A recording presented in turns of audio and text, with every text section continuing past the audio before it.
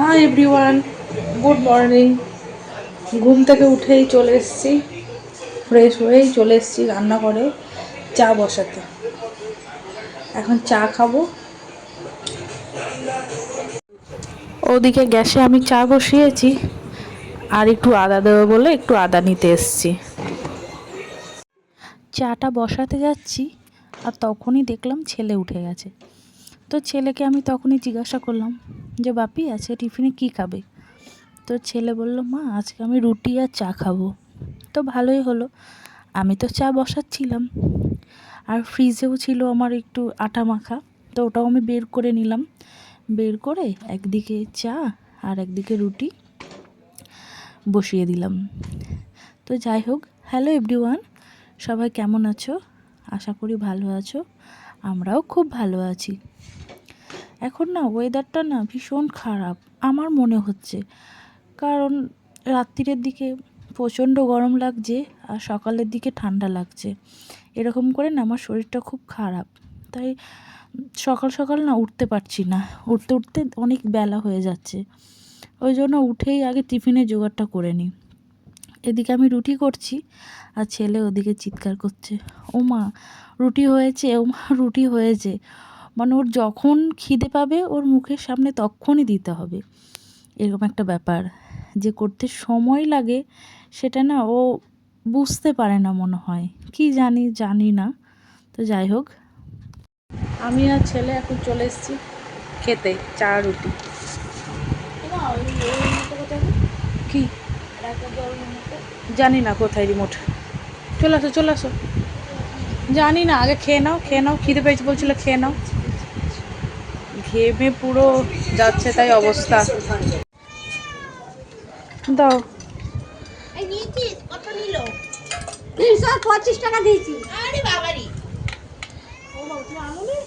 তুমি তো অর্ধেক নিচে ফেলে দিলে গো মাছগুলো। জ্যান্ত বলে পড়ে যাচ্ছে, লাফাচ্ছে।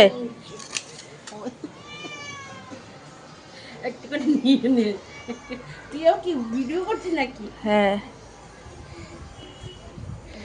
এই দেখো কত নিয়ে নিল তোমার মাছ। উষাদি মাছ ছিল, ভালো ছিল না মাছগুলো। ও, আর আমার তাহলে এই মাছ ভালো হবে তো গো, তোমাকে চুন মাছ বলে তো নিলাম। বিড়ালের মাছের গন্ধে গন্ধে দেখো এসে ম্যাও ম্যাও করে। কি গো, দুটো দাও দুটো দাও।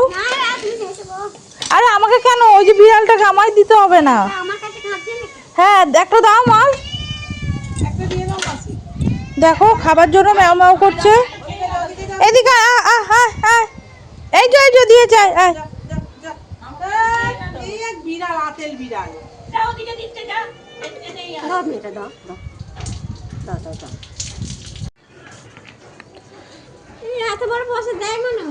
তাহলে আমি ছোট পয়সা নেই আমার কাছে খুচরো।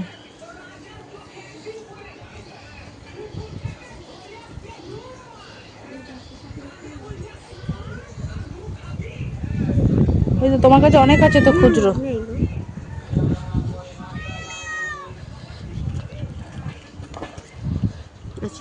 আজকে যাও, কালকে ঘর থেকে আনো। কালকে ঘর থেকে নিয়ে এসে দেবে? তুই আবার এসছিস? হ্যাঁ, তোকে তো দিল রে। হ্যাঁ, তোকে তো দিল। এই আমটা কি তুমি কুড়িয়ে পেয়েছো? হ্যাঁ, ওই আমটা কি হবে? ওইটুকুনি আম, ছোট আমে আর দুটো কুড়ি দেবো। তারপর কি করবে? ডাল খাবে না চাটনি খাবে? ওই দে তো খাবার দিয়েছে, খা খা। মাছ পেলে আর কিছু চাই না এরা।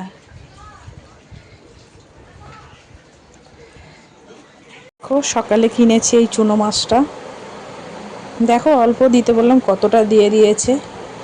কেউ খায় না, আমার বড় খায় না, ছেলেও তো খায়ই না। আমার একার জন্য এত মাছ, আমি কি একদিনে খেতে পারবো এত মাছ?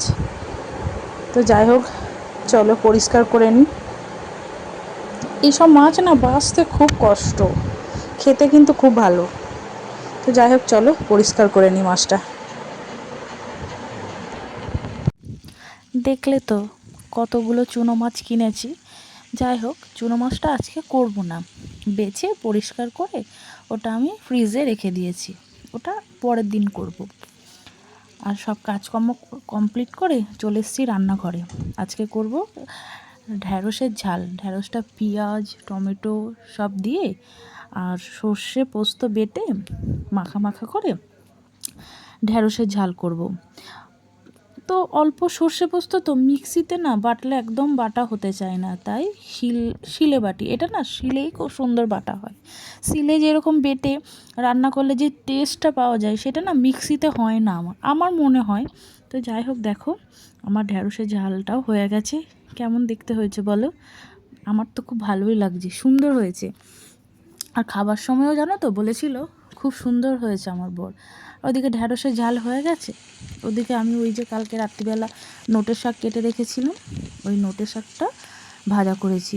এটাও পেঁয়াজ দিয়েছি, রসুন দিয়েছি আর একটু পাঁচফোড়ন শুকনো লঙ্কা দিয়ে পেঁয়াজটা একটু ভাজা ভাজা হয়ে যাওয়ার পর শাকটা দিয়েছি। তারপর লাস্টে একটু মিষ্টি আর সবার লাস্টে একটু পোস্ত দিয়ে তারপর নামিয়েছি। এর মধ্যে একটু বাদাম দিলেও খুব সুন্দর খেতে লাগে, কিন্তু বাদামটা না আমি ভাজতেই ভুলে গেছিলাম প্রথমে, তাই একটু বেশি করে পোস্ত দিয়েছি। দেখো আমার শাক ভাজাও হয়ে গেছে। এরপর হবে আমার ডিমের ঝাল। ছেলে বলেছে মা আমি আজকে ডিমের ঝাল খাবো, মানে গোটা গোটা ডিমের খাবে না, ডিমটাকে সেদ্ধ করে মানে 2 পিস করে নিতে হবে। তো যাই হোক, এদিকে আমার দেখো ডিমের ঝালও হয়ে গেছে। তারপর ওপরে একটু ধনেপাতা ছড়িয়ে দিয়েছি। তো তারপর স্নান করে আরও বাদবাকি সব কাজ করে স্নান করে পুজো দিয়ে তারপর খেতে বসে গেছি।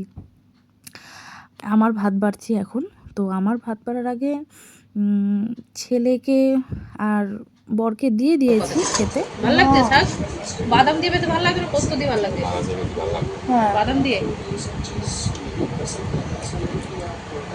500 লাগছে।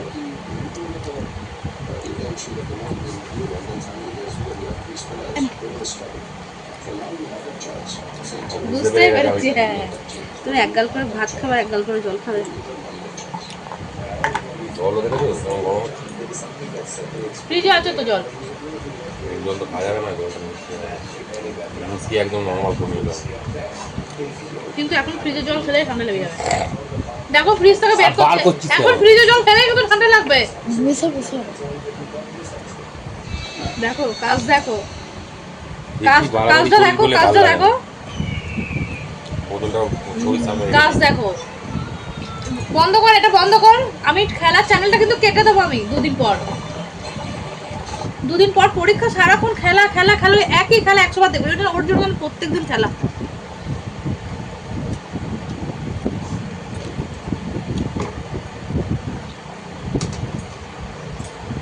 ঢেঁড়স দিস।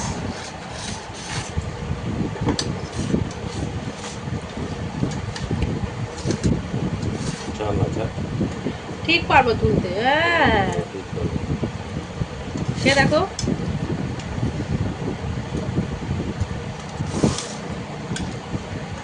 ঠিক পারবো না তুলতে।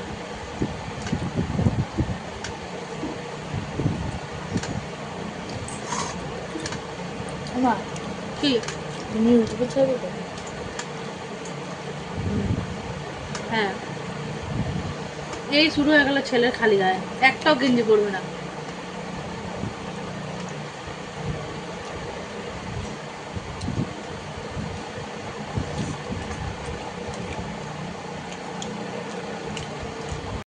এত গরমের মধ্যে ওই যে ঘন্টার পর ঘন্টা দাঁড়িয়ে থেকে রান্না করার পর তারপর যদি একটু রান্নার প্রশংসা করে যে না খুব ভালো হয়েছে রান্নাগুলো, ওটা শুনলেই যেন সব কষ্ট যেন দূর হয়ে যায়।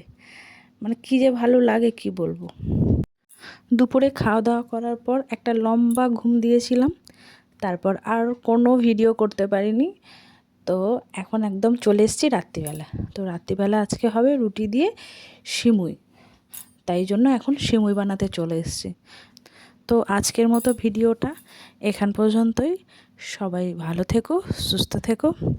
আবার দেখা হচ্ছে কালকে। টাটা।